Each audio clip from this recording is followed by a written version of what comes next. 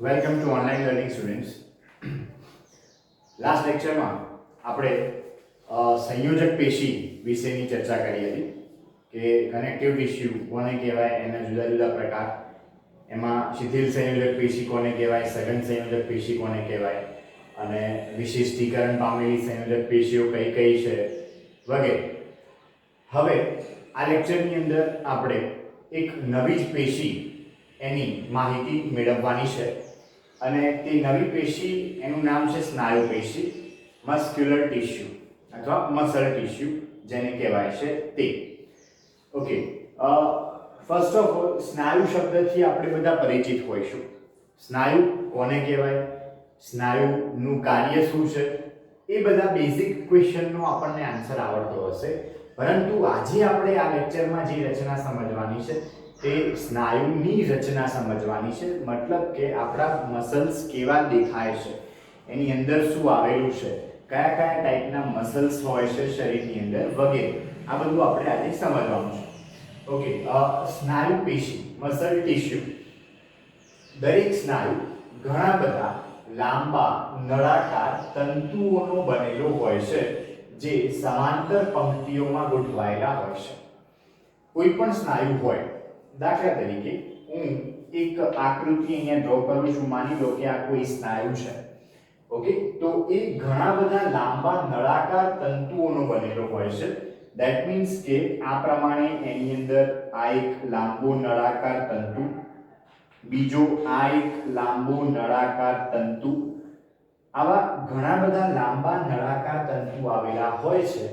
આ તંતુઓ એમને કહેવામાં આવે છે સ્નાયુ તંતુ. સ્નાયુ તંતુ ઇઝ ઇક્વલ ટુ કહેવાય સ્નાયુ કોષ. આ ખાસ ધ્યાન રાખીશું વિદ્યાર્થી મિત્રો. સ્નાયુ તંતુ એ જ કહેવાય સ્નાયુ કોષ. એટલે સ્નાયુ કોષ એ કેવો છે, તો લાંબો નળાકાર તંતુ જેવો છે.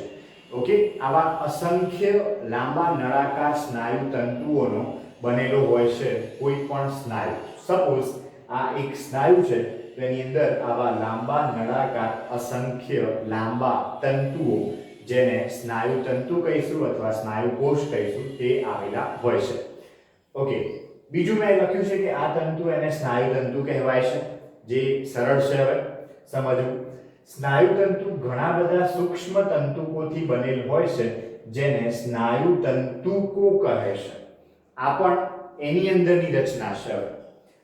સ્નાયુ તંતુ, માની લો કે આ એક સ્નાયુ તંતુ છે. ઓકે, આને આપણે બહાર કાઢીને જોઈએ છે. મોટો એક સ્નાયુ તંતુ છે. આ હું અહીંયા નીચે લખી દઉં છું, આ સ્નાયુ તંતુ છે. ઓકે, તો એના કોષરસમાં પણ આવા અસંખ્ય બીજા નાના નાના તંતુઓ આવેલા હોય છે જેને સ્નાયુ તંતુક તરીકે ઓળખવામાં આવે છે. સ્નાયુ તંતુક. ધેટ મીન્સ એ કહેવાનો મતલબ એવો થયો કે મોટો એકમ સ્નાયુ, ઓકે, એનો એક એકમ સ્નાયુ તંતુ, એનો એક એકમ સ્નાયુ તંતુક. ઓકે, એટલે કોણ શેમાં હોય, તો સ્નાયુમાં સ્નાયુ તંતુ હોય. ઓકે, સ્નાયુ તંતુમાં સ્નાયુ તંતુક હોય. ક્લિયર? ફરી એકવાર બોલી રહ્યો છું. સ્નાયુઓ અસંખ્ય સ્નાયુ તંતુના બનેલા છે. ઓકે, આ સ્નાયુ તંતુઓ અસંખ્ય સ્નાયુ તંતુકોના બનેલા છે. ક્લિયર છે? ઓકે, તો આટલું આપણે સમજ્યા. હવે આગળ જે લખેલું છે તે સમજવા પ્રયત્ન કરીએ કે સ્નાયુ તંતુ ઘણા બધા સૂક્ષ્મ તંતુઓથી બનેલા હોય છે જેને સ્નાયુ તંતુકો કહે છે. સરળ છે.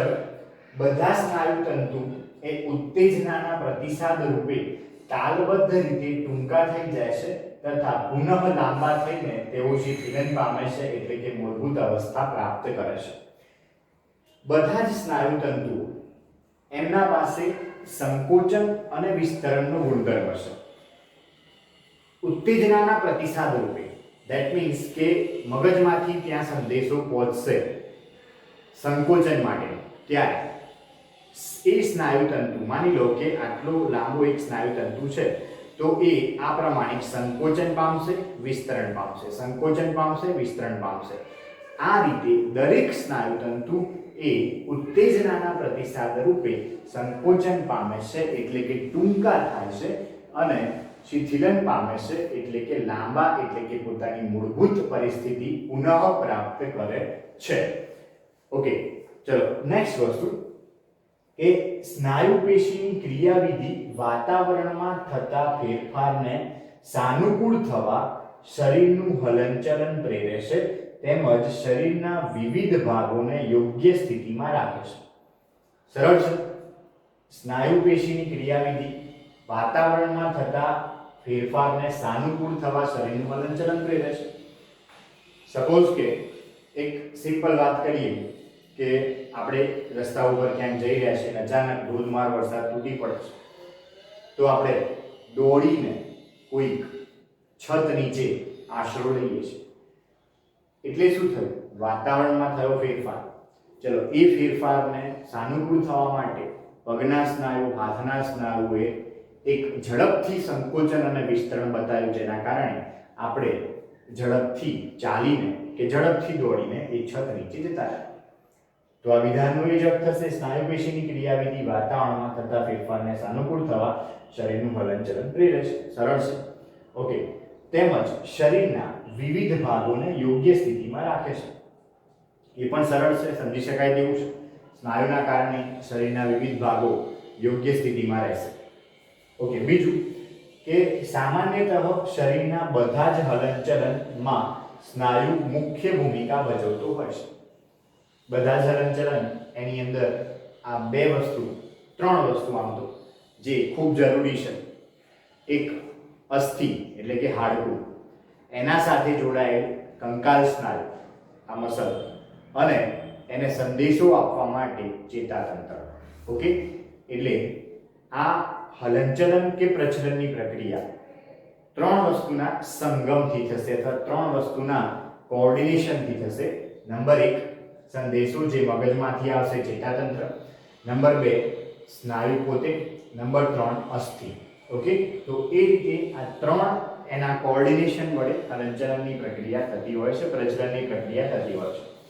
ઓકે, હવે આપણે આપણી શરીરમાં સ્નાયુ પેશીના પ્રકારો કયા છે તે સમજવાનું છે. સ્નાયુ પેશીના પ્રકારો, તો એમાં મુખ્ય 3 પ્રકારના સ્નાયુ છે આપણા પાસે વિદ્યાર્થી મિત્રો. જેમાં એક કહેવાય છે કંકાલ સ્નાયુ, બીજો કહેવાય છે સરળ સ્નાયુ અને ત્રીજું કહેવાય છે હૃદય સ્નાયુ. કંકાલ સ્નાયુ, સરળ સ્નાયુ અને હૃદય સ્નાયુ. ઓકે, ફર્સ્ટ ઓફ ઓલ આપણે કંકાલ સ્નાયુ અથવા ઐચ્છિક સ્નાયુ અથવા રેખિત સ્નાયુ વિશે સમજવું છે. આટલા એના નામ થઈ ગયા. ફરીથી હું બોલું છું. એને કંકાલ સ્નાયુ કહેવાય છે, એને જ ઐચ્છિક સ્નાયુ કહેવાય છે, એને જ રેખિત સ્નાયુ કહેવાય છે, એને જ ઈચ્છાવર્તી સ્નાયુ પણ કહેવાય છે. એટલે અહીંયા બીજું એક નામ પણ હું એડ કરી દઉં છું આના સિવાય, ઈચ્છાવર્તી સ્નાયુ. આટલા 4 નામ છે આના, 4 નામ. ઓકે, સ્પષ્ટતા બુકની અંદર નથી આપી, પરંતુ હું દરેક શબ્દની સ્પષ્ટતા કરવા માંગુ છું અહીંયા. પહેલું છે કંકાલ સ્નાયુ. કેમ કહેવાતું હોય છે? તો આ સ્નાયુ એ મોટે ભાગે શરીરના કંકાલ સાથે ચોટેલા હોય છે એટલા માટે. ફરીથી બોલી રહ્યો છું. આ સ્નાયુ મોટે ભાગે શરીરના કંકાલ સાથે ચોટેલા હોય છે, તેથી તેમને કંકાલ સ્નાયુ તરીકે ઓળખવામાં આવે છે. ઓકે, કંકાલ ધેટ મીન્સ હાડકા. દાખલા તરીકે હાથના સ્નાયુની વાત કરીએ, પગના સ્નાયુની વાત કરીએ, તો એ બધા કોઈકના કોઈક મોટા અસ્થિ સાથે જોઈન્ટ છે. જેમ કે આ સ્નાયુ ભુજાસ્થિ સાથે જોઈન્ટ છે, આ સ્નાયુ અર્ય પ્રકોષ્ઠાસ્થિ સાથે જોઈન્ટ છે, આ સ્નાયુ પશ્ચમણિબંધાસ્થિ સાથે જોઈન્ટ છે, આ સ્નાયુ ઉર્વસ્થિ સાથે જોઈન્ટ છે, એટસેટ્રા. આ રીતે મોટા હાડકાઓ સાથે જોડાયેલા મસલ્સ હોવાથી એમને કંકાલ સ્નાયુ તરીકે ઓળખવામાં આવે છે. ઓકે, બીજું નામ છે એનું ઐચ્છિક સ્નાયુ. ઐચ્છિક સ્નાયુ એટલા માટે કે આપણા શરીરમાં ચેતાતંત્ર મુખ્ય બે પ્રકારના હોય છે વિદ્યાર્થી મિત્રો, ઐચ્છિક ચેતાતંત્ર અને ઐચ્છિક ચેતાતંત્ર. તમે જે તે સમયે ભણશો. ઐચ્છિક ચેતાતંત્ર એટલે એવું ચેતાતંત્ર કે જે એવા અંગોનું ચેતાકરણ કરે છે કે જે આપણી ઈચ્છા મુજબ કામ કરે છે. દાખલા તરીકે આપણા હાથ પગ જે આપણી ઈચ્છા મુજબ કામ કરે છે. ઓકે. પણ અનૈચ્છિક ચેતાતંત્ર એટલે એવું ચેતાતંત્ર જે એવા અંગોનું ચેતાકરણ કરે છે જે અંગો આપણી ઈચ્છા મુજબ કામ કરતા નથી. ધેટ મીન્સ કે દાખલા તરીકે જઠર, આંતરડું, લીવર, બરોબર છે, આપણા અંદર મૂત્રપિંડ, આ દેહકોષની અંદર આવેલી કોઈ પણ રચના, આ બધા અંગો જે આપણી ઈચ્છા મુજબ કામ કરતા નથી, તો એવા અંગોનું ચેતાકરણ કરતું ચેતાતંત્ર એટલે અનૈચ્છિક ચેતાતંત્ર. આ એવા ચેતાકરણ, આ એવું ચેતાતંત્ર છે ઐચ્છિક ચેતાતંત્ર જે આપણી ઈચ્છા મુજબ હલનચલન કરતા અંગોનું ચેતાકરણ કરે છે, અને આ સ્નાયુ આપણી ઈચ્છા મુજબ હલનચલન કરે છે, એટલા માટે એને ઐચ્છિક સ્નાયુ કહેવાય.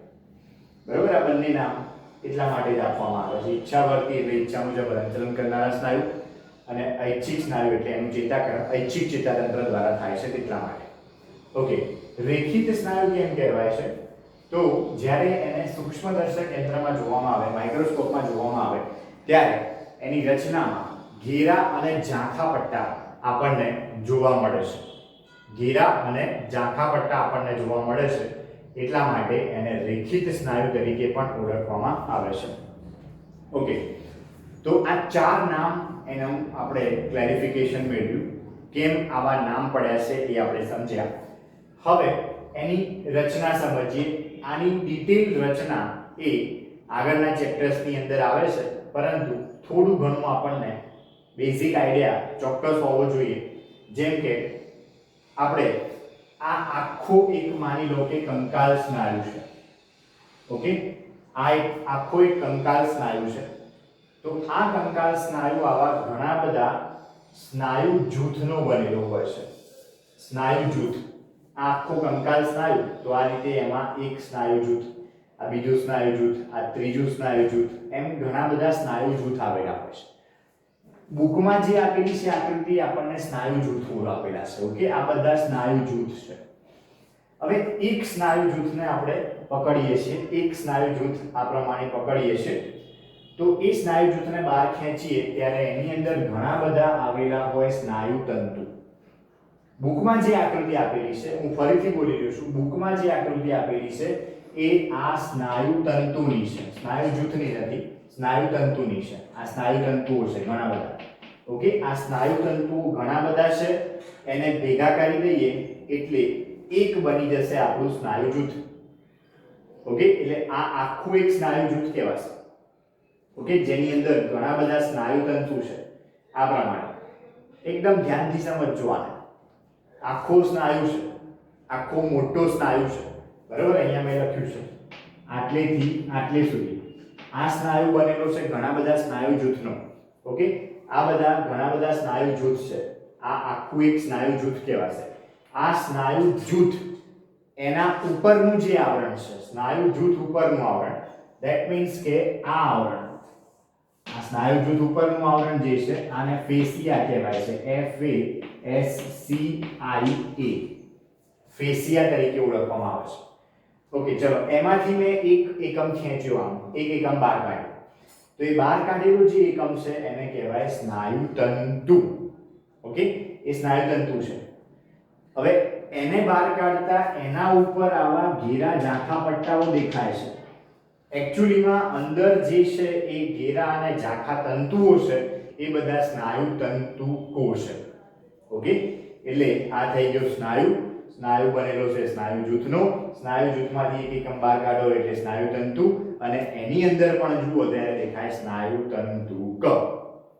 ઓકે. સરળ છે એકદમ. એટલે હવે બુકની અંદર જે ડિસ્ક્રિપ્શન આપ્યું છે એ સમજો કે કંકાલ સ્નાયુ પેશી ગાઢ રીતે કંકાલના અસ્થિઓ સાથે જોડાઈને રહે છે. સિમ્પલ, કારણ કે એનું નામ જ કંકાલ સ્નાયુ છે. હમણાં જ આપણે ક્લેરિફાઈ કર્યું. બીજું, લાક્ષણિક સ્નાયુ જેમ કે બાહુના સ્નાયુ, આ વાત કરી છે બાહુ એટલે આટલો ભાગ, એના સ્નાયુમાં રેખીય કંકાલ સ્નાયુ તંતુઓ સમૂહમાં એક સાથે સમાંતર જોવા મળે છે. સિમ્પલ છે. આ બધા સ્નાયુ તંતુઓ સમાંતર જોવા મળે છે, એક સાથે જોવા મળે છે. ઓકે, સ્નાયુ પેશીના સમૂહને બધી જ બાજુએ એક સખત સંયોજક પેશીનું આવરણ આવેલ હોય છે. મતલબ કે આ ઉપર અહીંયા અને અહીંયા આખા સ્નાયુની ફરતે એક સખત સંયોજક પેશી આવેલી હશે જે આખા સ્નાયુને કવર કરે છે. ઓકે, બીજું સરળ શબ્દોમાં મેં અહીંયા રજૂઆત કરેલી છે કે સ્નાયુની અંદર શું આવેલું હોય? ઘણા બધા સ્નાયુ જૂથ. એની અંદર શું આવેલું હોય? ઘણા બધા સ્નાયુ તંતુઓ. એની અંદર શું આવેલું હોય? ઘણા બધા સ્નાયુ તંતુકો. થયું ક્લિયર? તો આ જે પેશી ભણ્યા આપણે એ છે કંકાલ સ્નાયુ અથવા ઈચ્છિક સ્નાયુ અથવા રેખિત સ્નાયુ. હવે આપણે આગળ સરળ સ્નાયુ વિશે સમજીએ.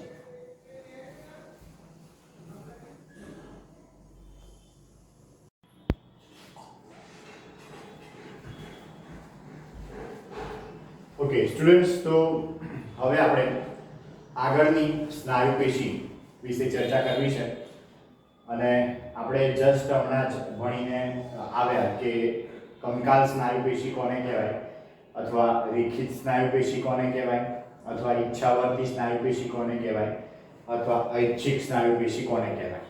હવે તેનાથી એક સ્ટેપ આગળ, અને એ સ્નાયુ પેશી આપણી છે સરળ સ્નાયુ પેશી અથવા એને બીજા શબ્દોમાં કહેવાશે અરેખિત સ્નાયુ પેશી અથવા કહેવાશે સમતલ સ્નાયુ અથવા કહેવાશે કોષ્ઠાંતર સ્નાયુ અથવા કહેવાશે અનૈચ્છિક સ્નાયુ અથવા કહેવાશે અનિચ્છાવર્તી સ્નાયુ. ઓકે, જેમ અગાઉ આપણે ડિસ્કસ કર્યું કે આ બધા નામ કેમ પડ્યા છે, એમ અહીં પણ આપણે કેટલાક નામની સ્પષ્ટતા સમજીએ. ફર્સ્ટ ઓફ ઓલ નામ છે અહીંયા સરળ સ્નાયુ.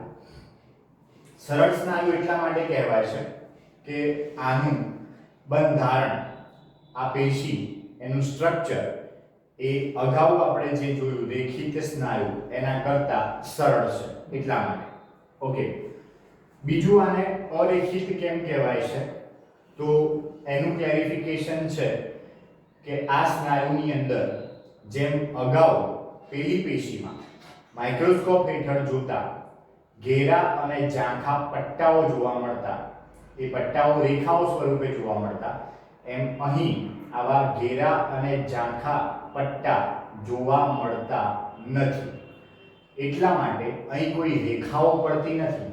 તેથી આ પેશીને અરેખિત સ્નાયુ પેશી તરીકે ઓળખવામાં આવે છે. ત્રીજું નામ છે સમતલ સ્નાયુ. સમતલ છે એટલા માટે, ચપટા છે એટલા માટે. ચોથું નામ છે કોષ્ઠાંતર સ્નાયુ. કોષ્ઠાંતર સ્નાયુ એટલા માટે કારણ કે આ સ્નાયુ એ આપણા દેહકોષ્ઠીય અંગોના બંધારણમાં આવેલા છે. દેહકોષ્ઠીય અંગો એટલે કે આપણો દેહકોષ્ઠ, તમે જાણો છો કે આપણા શરીરને ઊભું ચીરી નાખી બધા અંગો બહાર કાઢી દેવામાં આવે તો અંદર ખાલી ખોખું વધે. આ ખાલી ખોખું એ દેહકોષ્ઠ છે. તો આ દેહકોષ્ઠમાં આવેલા સ્નાયુ એટલે દેહકોષ્ઠી સ્નાયુ અથવા કોષ્ઠાંતર સ્નાયુ. એટલા માટે એનું નામ કોષ્ઠાંતર છે. આ અંગોના બંધારણમાં આવેલા સ્નાયુ, હૃદયને બાદ કરતા. ઓકે, ત્યારબાદ અનૈચ્છિક કેમ કહેવાય છે તો આપણે અગાઉ ચર્ચા કરી કે આપણા શરીરમાં બે પ્રકારના ચેતાતંત્ર આવેલા છે, ઐચ્છિક અને અનૈચ્છિક. આ સ્નાયુઓનું ચેતાકરણ અનૈચ્છિક ચેતાતંત્ર દ્વારા થાય છે, એટલા માટે એને અનૈચ્છિક સ્નાયુ પેશી કહેવામાં આવે છે. ઓકે, ત્યારબાદ આને અનિચ્છાવર્તી સ્નાયુ કેમ કહેવાય છે તો આ સ્નાયુનું હલનચલન એ આપણી ઈચ્છા મુજબ થતું નથી, એટલા માટે આ સ્નાયુને અનિચ્છાવર્તી સ્નાયુ તરીકે ઓળખવામાં આવે છે. ફરીથી બોલી દઉં છું, આ સ્નાયુનું હલનચલન એ આપણી ઈચ્છા અનુસાર થતું નથી, તેથી આ સ્નાયુને અનિચ્છાવર્તી સ્નાયુ તરીકે ઓળખવામાં આવે છે. ઓકે, અથવા અન્ય એક નામ પણ છે આ સ્નાયુને લીસા સ્નાયુઓ પણ કહેવામાં આવે છે. એમના બંધારણને અનુરૂપ આ શબ્દ છે લીસા સ્નાયુ. ઓકે, તો આ પેશી કેવી હોય હવે આપણે એ સમજીએ. તો જેમ અગાઉ આપણે સમજ્યા હતા તેમજ કે એક સ્નાયુ એની અંદર ઘણા બધા સ્નાયુ તંતુ, અહીંયા પણ એક આખો સ્નાયુ હશે જેની અંદર આવા અસંખ્ય સ્નાયુ તંતુઓ હશે. એટલે આપણે અહીંયા નામ આપ્યું છે લીસા સ્નાયુ તંતુઓ. એમના કોષ કેન્દ્ર બતાવેલા છે, આ બધા એ કોષ કેન્દ્ર છે.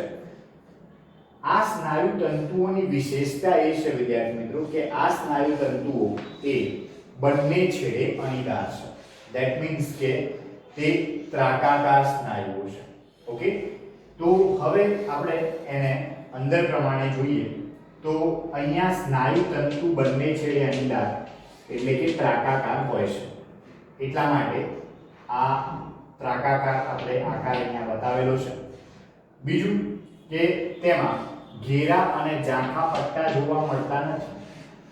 જેમ આપણે અગાઉ જોયું, અહીંયા તમને દેખાય જ છે ઘેરો પટ્ટો, ઝાંખો પટ્ટો, ઘેરો પટ્ટો, ઝાંખો પટ્ટો. એ રીતે અહીં આવા કોઈ પટ્ટા જોવા મળતા નથી.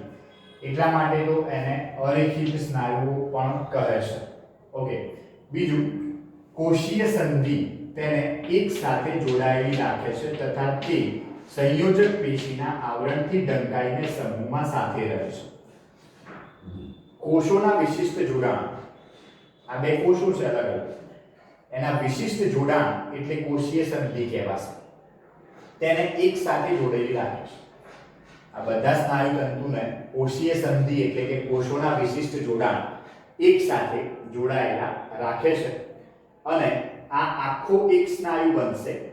આની બહાર આ પ્રમાણે જો હું ડ્રો કરી દઉં તો આ આખો એક સ્નાયુ કહેવાશે અને આ સ્નાયુ એ સંયોજક પેશીના આવરણથી ઢંકાઈને આવેલો હોય છે, જેથી આ બધા સ્નાયુ તંતુઓ સમૂહમાં એક સાથે રહે છે. ઓકે, તો આ પણ વર્ડ આપણે ક્લિયર કર્યો અહીંયા. ત્યારબાદ આ સ્નાયુ પેશી ક્યાં આવેલી છે તે, તો તે રુધિરવાહિનીઓમાં આવેલી છે. રુધિરવાહિનીઓ એટલે ખાસ કરીને ધમની અને શિરાઓ. ધમની અને શિરાઓ એમના ત્રણ આવરણ હોય, બાહ્ય આવરણ, મધ્ય આવરણ અને અંતઃ આવરણ. તો એની અંદર જે સ્નાયુઓ છે એ આવા સ્નાયુઓ છે, અરેખિત સ્નાયુઓ છે. ઓકે, બીજું જઠરના સ્નાયુ, પાચન માર્ગના, સમગ્ર પાચન માર્ગના સ્નાયુ એમ કહીએ તો પણ ચાલે, જ્યાં અન્નનળીથી ચાલુ કરી અને છેક મળાશય સુધી 4 પ્રકારના લેયર હોય છે પાચન માર્ગની અંદર, જે તમે આગળ ચેપ્ટર્સમાં અભ્યાસ કરશો. સૌથી બહાર લસી સ્તર હોય છે, પછી સ્નાયુ સ્તર હોય છે, પછી અધઃ શ્લેષ્મ સ્તર હોય છે અને પછી શ્લેષ્મ સ્તર હોય છે. તો બીજો વર્ડ બોલ્યો હું સ્નાયુ સ્તર. તો એ સ્નાયુ સ્તર એની અંદર આવા પ્રકારના સ્નાયુઓ આવેલા હોય છે. ઓકે, ત્યારબાદ આંતરડું, હમણાં જ આપણે ચર્ચા કરી, આખો પાચન માર્ગ એટલે જઠર પણ આવી જશે, આંતરડું પણ આવી જશે. જેવા અંતસ્થ અંગોની દિવાલમાં આ પ્રકારની સ્નાયુ પેશી જોવા મળે છે. બરોબર, તો એવા અંતસ્થ અંગોની અંદર બીજું અહીં ઉદાહરણ બુકની અંદર નથી આપ્યું, આપણી બુકની અંદર, પણ 12th ની બુકની અંદર એનું ઉદાહરણ છે. અહીંયા બીજો શબ્દ હું એક એડ કરી દઉં છું, પ્રજનન માર્ગ. તો આપણો જે પ્રજનન માર્ગ છે એની અંદર પણ આ પ્રકારના સ્નાયુઓ આવેલા હોય છે, જે આપણી ઈચ્છા મુજબ હલનચલન કરતા નથી. ઓકે, ત્યારબાદ આ પેશી અનૈચ્છિક હોય છે, કારણ કે તેની ક્રિયાવિધિ પર સીધું નિયંત્રણ હોતું નથી. ધેટ મીન્સ સરળ છે કે આપણે આ સ્નાયુને ઈચ્છા પ્રમાણે હલાવી શકતા નથી. ખૂબ સરળ ઉદાહરણ લઈએ તો આપણને આ રીતે બેઠા બેઠા કે ઊભા ઊભા ઈચ્છા થાય કે ચલો આપણે આપણું જઠર હલાવીએ, તો શું આપણે હલાવી શકવાના છીએ? ચલો આપણે આપણું નાનું આંતરડું હલાવી શકવાના છીએ? મોટું આંતરડું હલાવી શકવાના છીએ? ના. તો એ બાબત એ આ લાસ્ટ વિધાનમાં લખ્યું છે એની સૂચના આપે છે કે આ પેશી અનૈચ્છિક હોય છે કારણ કે તેની ક્રિયાવિધિ પર સીધું નિયંત્રણ હોતું નથી, આપણું સીધું નિયંત્રણ હોતું નથી. ઓકે, અને આ સ્નાયુ પેશીનું કાર્ય જો સમજવું હોય તો એક જ વાક્યમાં આવું લખી શકાય કે અંગની નલિકામાં પદાર્થનું વહન. અંગની નલિકામાં પદાર્થનું વહન. એ અંગ જઠર હોઈ શકે, એ અંગ નાનું આંતરડું હોઈ શકે, એ અંગ મોટું આંતરડું હોઈ શકે, એ અંગ પ્રજનન માર્ગ હોઈ શકે. જો આપણે પાચન માર્ગનું કોઈ પણ અંગ લઈએ છીએ તો અહીંયા પદાર્થથી ખોરાક થઈ જશે, પદાર્થથી ખોરાક થઈ જશે, એનું વહન, એનું સંકોચન વિસ્તરણ, સંકોચન વિસ્તરણ, સંકોચન વિસ્તરણ, જેથી ખોરાક આગળ વધશે. ઓકે, જેને પરિસંકોચન કહેવાય, જે પણ તમે આગળના ચેપ્ટર્સમાં શીખશો. અને જો આપણે એ અંગને પ્રજનન માર્ગ લઈએ છીએ તો એની અંદર શુક્રકોષોનું વહન, બરાબર. જ્યાં નર પ્રજનન તંત્રમાં આ સ્નાયુઓ છે એટલે શુક્રકોષો એ પદાર્થ તરીકે વર્તશે. તો બેઝિકલી આ સ્નાયુ એ સમતલ અથવા અરેખિત સ્નાયુઓ છે અને એના માટે હું એક વિધાન અહીંયા લખી રહ્યો છું કે આ સ્નાયુઓ એ ઝડપથી શ્રમિત થતા નથી અને તે તાલબદ્ધ સંકોચન અને વિસ્તરણ દર્શાવે છે. તાલબદ્ધ સંકોચન અને વિસ્તરણ દર્શાવે છે. ધેટ મીન્સ એમનું સંકોચન અને વિસ્તરણ રિધમેટિક હોય છે, રિધમથી. સંકોચન વિસ્તરણ, સંકોચન વિસ્તરણ એક જ તાલમાં. તમે એવું ન બને, આપણે હાથ પગના સ્નાયુઓ છે, અગાઉ જોયું આપણે રેખિત સ્નાયુ, એને આપણે ઈચ્છા મુજબ હલાવી શકીએ છીએ. ધેટ મીન્સ કે એની રિધમ આપણા કંટ્રોલમાં છે. ઝડપથી દોડવું હોય ઝડપથી દોડીએ છીએ, ધીમે ધીમે ચાલવું હોય ધીમે ધીમે ચાલીએ છીએ, તરવું હોય તરીએ છીએ. તો એ વખતે એની રિધમ એ આપણા ઈચ્છા મુજબ નક્કી થતી હોય છે.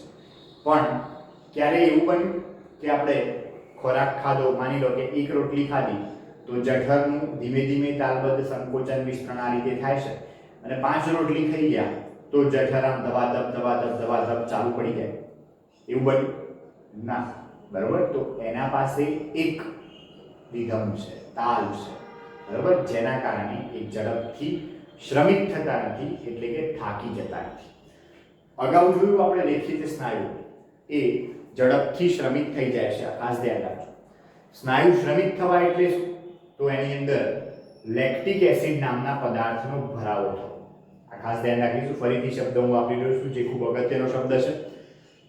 રેખિત સ્નાયુઓ ઝડપથી શ્રમિત થઈ જાય છે, એની અંદર લેક્ટિક એસિડનો ભરાવો ઝડપથી થઈ જાય છે, બરોબર. પરંતુ અરેખિત સ્નાયુઓ ઝડપથી શ્રમિત થતા નથી, એમાં ઝડપથી લેક્ટિક એસિડનો ભરાવો થતો નથી, જેનું એક કારણ એ એનું તાલબદ્ધ સંકોચન અને વિસ્તરણ છે, રિધમેટિક કોન્ટ્રેક્શન એન્ડ રિલેક્સેશન છે. ઓકે, તો આ પેશી એ થઈ આપણી સરળ સ્નાયુ પેશી.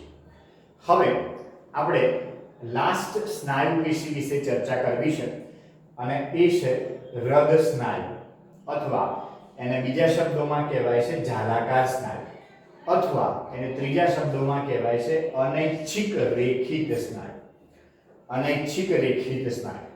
ચલો, હૃદ સ્નાયુ એટલા માટે કહેવાય છે કે આ સ્નાયુઓ એ આખા શરીરમાં માત્ર હૃદયની દિવાલમાં આવેલા છે, એટલા માટે હૃદ સ્નાયુ. ઓકે, જાલાકાર સ્નાયુ એટલા માટે કહેવાય છે કે આ સ્નાયુઓને માઇક્રોસ્કોપ હેઠળ જોતા તે જાળી જેવા દેખાય છે, જાળી જેવા, એટલે જાલાકાર સ્નાયુ કહેવાય છે. અને અનૈચ્છિક રેખિત સ્નાયુ એટલા માટે કે આ સ્નાયુઓનું હલનચલન આપણી ઈચ્છા મુજબ થતું નથી, એટલે અનૈચ્છિક, પણ તેની સપાટી પર ઘેરા અને ઝાંખા પટ્ટાઓ જોવા મળે છે, એટલા માટે રેખિત. બરાબર, ફરીથી શબ્દો વાપરી રહ્યો છું, અનૈચ્છિક રેખિત. ધેટ મીન્સ આ સ્નાયુઓનું હલનચલન આપણી ઈચ્છા મુજબ થતું નથી, તેથી અનૈચ્છિક, પરંતુ આ સ્નાયુઓનું બંધારણ એ ઘેરા અને ઝાંખા પટ્ટા ધરાવે છે, તેથી રેખિત. ઓકે, તો આ એની આકૃતિ છે વિદ્યાર્થી મિત્રો. આની અંદર તમે જોઈ શકો છો કે આ એક સ્નાયુ તંતુ છે, આ બીજો સ્નાયુ તંતુ છે, આ બીજો સ્નાયુ તંતુ છે, આ બીજો સ્નાયુ તંતુ છે. અહીં સ્નાયુ તંતુઓ એક વિશિષ્ટ જોડાણ દ્વારા એકબીજા સાથે જોડાયેલા રહેશે અને એ વિશિષ્ટ જોડાણ એ આપણે અહીં પિંક કલરના ચોકથી બતાવ્યું છે, જે બે સ્નાયુ તંતુને એકબીજા સાથે જોડી આપે છે. આ પિંક કલરનું જે જંક્શન છે, સંધિ છે, એને અધિબિંબ તરીકે ઓળખવામાં આવે છે, જે બે સ્નાયુ તંતુઓને એકબીજા સાથે જોડી રાખે છે. એને અધિબિંબ તરીકે ઓળખવામાં આવે છે. ઓકે, આ બધા એના કોષ કેન્દ્રો છે અને આ ઘેરા અને ઝાંખા પટ્ટા છે, ઘેરા અને ઝાંખા પટ્ટા. ઓકે, તો હવે એનું લખાણ આપણે સમજીએ. તેનું સ્થાન હૃદયની દિવાલમાં આવેલું છે. હૃદય એ પણ બહારથી અંદર 3 આવરણો ધરાવે છે. બહારનું જે છે એને એપિકાર્ડિયમ કહેવાય છે, વચ્ચેનું એને માયોકાર્ડિયમ કહેવાય છે, અંદરનું એને એન્ડોકાર્ડિયમ કહેવાય છે. તો એપિકાર્ડિયમ અને એન્ડોકાર્ડિયમ એપિથેલિયલ ટિશ્યુ એટલે કે અધિચ્છદીય પેશીઓના બનેલા છે, પરંતુ માયોકાર્ડિયમ એ મસલ ટિશ્યુ એટલે કે સ્નાયુ પેશીનું બનેલું છે અને એ સ્નાયુ એટલે હૃદય સ્નાયુ. ઓકે, બીજું તે સંકોચનશીલ પેશી છે. ધેટ મીન્સ એનું સંકોચન અને વિસ્તરણ થઈ શકે છે. હૃદય સ્નાયુ પેશી કોષો એ કોષીય જોડાણ દ્વારા કોષરસ પટલ વડે એકરૂપ થઈને ચોટેલા રહે છે. આપણે જોયું કે આ કોષીય જોડાણ છે અને આ એનો કોષરસ પટલ છે, જેના વડે એ એકરૂપ થઈ એકબીજા સાથે ચોટેલા અથવા જોડાયેલા રહે છે. સંચાર સંધિઓ, જેને અધિબિંબ કહેવાય, આ પિંક કલરના ચોકથી જે બિંબ બતાવ્યા છે એ અધિબિંબ છે. ના કેટલાક જોડાણ બિંદુઓ એ કોષોને એક એકમ સ્વરૂપે સંકોચન કરાવે છે. એટલે કે જ્યારે એક કોષ સંકોચન માટેનો સંકેત ગ્રહણ કરે છે ત્યારે બીજો નજીકનો કોષ પણ સંકોચન માટે પ્રેરિત થાય છે. ધેટ મીન્સ કે આના પાસે જો સંકોચન માટેનો સંદેશો આવ્યો તો એમના કોષરસ એકબીજા સાથે ફ્યુઝ થયેલા છે, જોડાયેલા છે અને આ અધિબિંબ સાથે એ કનેક્ટેડ છે. અધિબિંબ એ સંચાર સંધિ તરીકે વર્તે છે, જેથી આનું જે સંદેશો છે સંકોચન માટેનો એ તરત જ વિસ્તરણ પામી, તરત જ ફેલાઈ અને આમાં જતું રહેશે, આમાં જતું રહેશે, આમાં જતું રહેશે, આમાં જતું રહેશે. ફરીથી વિધાન બોલી રહ્યો છું. સંચાર સંધિઓ એટલે અધિબિંબ, જે આપણે પિંક કલરના ચોકથી બતાવ્યા છે તે. એના કેટલાક જોડાણ બિંદુઓ, આ બધા જોડાણ બિંદુઓ છે. ઓકે, કોષોને એક એકમ સ્વરૂપે સંકોચન કરાવે છે. એક એકમ સ્વરૂપે કે ભાઈ આ બધા એક જ છે એ સ્વરૂપે એને જોડી રાખે છે, સંકોચન કરાવે છે. એટલે કે જ્યારે એક કોષ સંકોચન માટેનો સંકેત ગ્રહણ કરે, આ કોષ સંકોચન માટેનો સંકેત મગજમાંથી ગ્રહણ કરશે ત્યારે બીજો નજીકનો કોષ પણ સંકોચન માટે પ્રેરિત થાય છે. એના નજીકનો કોષ પણ સંકોચન માટે પ્રેરિત થતો હોય છે, એમાં પણ સંકોચન પ્રેરાતું હોય છે. ઓકે, બીજી બે અગત્યની વસ્તુઓ, આ હૃદય સ્નાયુ ક્યારેય શ્રમિત થતા નથી. આ ધ્યાન રાખજો, ક્યારેય શ્રમિત થતા નથી. ધેટ મીન્સ એમાં ક્યારેય પણ લેક્ટિક એસિડનો ભરાવો થતો નથી. હૃદય જ્યારે આપણે માતાના ગર્ભમાં હોઈએ, ત્રીજા અઠવાડિયાનો ગર્ભ હોય ત્યારથી ધબકવાનું ચાલુ થાય છે. બીજા અઠવાડિયાના ગર્ભમાં આદિ હૃદય નિર્માણ પામી ચૂક્યું હોય છે. ત્રીજા અઠવાડિયાથી ધબકવાનું ચાલુ થાય છે અને ક્યાં સુધી ધબકે છે તો માણસ મરે ત્યાં સુધી ધબકે છે. તો એ હૃદય ક્યારે પણ એવું કહેશે કે થોડી વાર ઉભા રહો, મને થાક લાગ્યો, હું 2 મિનિટ રેસ્ટ કરી લઉં, થોડું બેસી લઉં, થોડો આરામ કરી લઉં? ક્યારે પણ એવું કહેશે? નથી કહેતો. જો એવું કહેતો આપણી ટિકિટ ફાટી જાય, આપણે ઉપર પહોંચી જઈએ, બરોબર? પણ એવું કહેતું નથી, કારણ કે હૃદય સ્નાયુઓ ક્યારેય શ્રમિત થતા નથી, એમાં લેક્ટિક એસિડનો ક્યારેય ભરાવો થતો નથી. બીજી વસ્તુ કે તે પુષ્કળ રુધિર પુરવઠો મેળવતા હોય છે. આખો દિવસ ધબકવાનું છે, આખી રાત ધબકવાનું છે, 24/7 ધબકવાનું છે, 365 ડેઝ ધબકવાનું છે. એટલે એમને શક્તિની જરૂર પડશે અને એ શક્તિ માટે એ પુષ્કળ પ્રમાણમાં રુધિર મેળવતા હોય છે. પુષ્કળ રુધિરનો પુરવઠો એ પ્રાપ્ત કરતા હોય છે. ઓકે, અને એમના આ જે હૃદય સ્નાયુ તંતુઓ છે એના વચ્ચેનો આ જે અવકાશ છે, આ અવકાશ એને એન્ડોમાઇસિયમ તરીકે ઓળખવામાં આવે છે. અવકાશ એનું નામ છે એન્ડોમાઇસિયમ. ઓકે, આ એન્ડોમાઇસિયમ એ હૃદય સ્નાયુ તંતુઓ વચ્ચેનો અવકાશ છે. ક્યારેય શ્રમિક થતા નથી, પુષ્કળ રુધિરનો પુરવઠો મેળવતા હોય છે અને તે અનૈચ્છિક રેખિત સ્નાયુ પેશી છે. ઓકે, અધિબિંબ ધરાવવું એ હૃદય સ્નાયુ પેશીનું ખાસ અગત્યનું લક્ષણ છે, જે અન્ય કોઈ પણ સ્નાયુ પેશીમાં જોવા મળતું નથી. આ ક્વેશ્ચન ખાસ અગત્યનો એક્ઝામમાં પૂછાઈ શકે તેવો કે અધિબિંબ એ કોનું લક્ષણ છે, તો એમાં જવાબ આવશે હૃદય સ્નાયુ પેશીનું લક્ષણ છે. ઓકે, તો વિદ્યાર્થી મિત્રો, આટલે આપણે સ્નાયુ પેશી પૂરી કરી છે. આવતા લેક્ચરમાં એક નવી પેશી સાથે મળીશું.